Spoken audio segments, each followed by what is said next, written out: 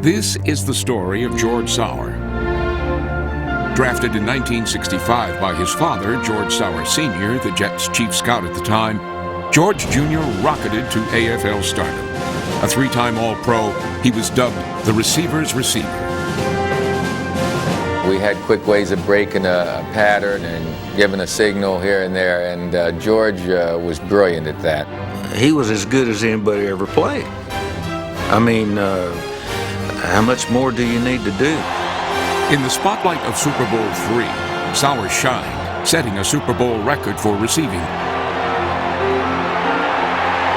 But while the cheers could still be heard, George Sauer left pro football at the age of 27. I've always thought it was a shame from the pro football sense that George retired when he did, because if he had stayed and had a full career, I think he'd be in the Pro Football Hall of Fame today. After nearly 30 years, the case of Sauer's retirement is open again. I did wake up one day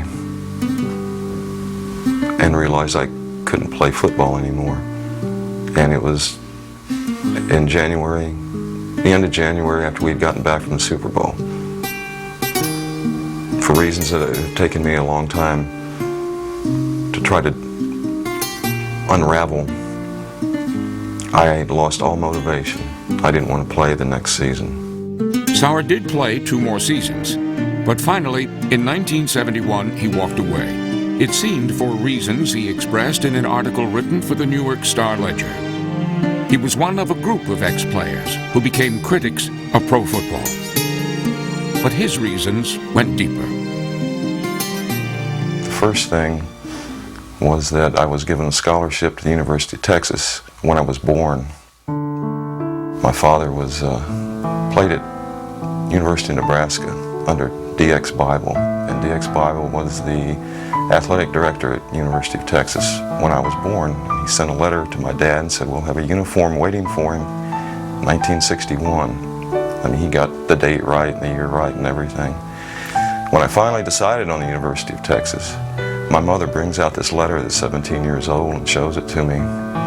It was as though something were driving me from behind to do these things, and actually, I think that was the first thing. The memory of that letter has stayed with me because I think that was important in my eventual retirement. I was trying to find my own way. I didn't always want to be my father's son. I wanted to be not George Jr., but I wanted to be myself. To be himself, George turned to writing. I think Norman Mailer said, sometime you discover truth at the end of your pen.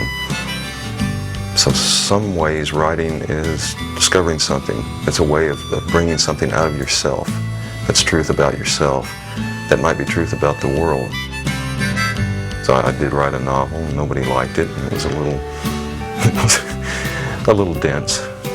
I had to work on my style and work on some ideas, and finally I think I have them in shape, but it took me many, many years to do that, and I just needed to get away from football and find a new direction. But the ultimate truth of George Sauer's retirement goes deeper still, all the way back to the locker room after Super Bowl III. My dad was there. We shook hands. He said thanks. I said thanks. I don't know exactly what it was we're thanking each other for.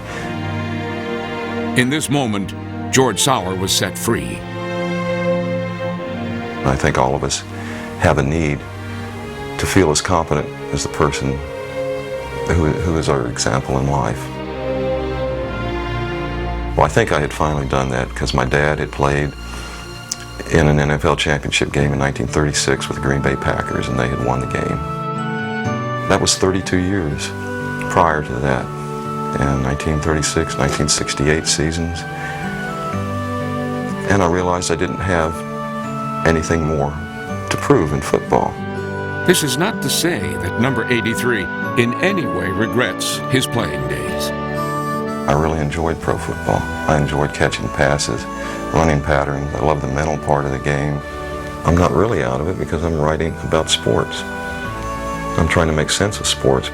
Maybe it was necessary for me to do that, to develop a couple of ideas that I have and finally get them out and throw that into the throw that into the river and see where it goes.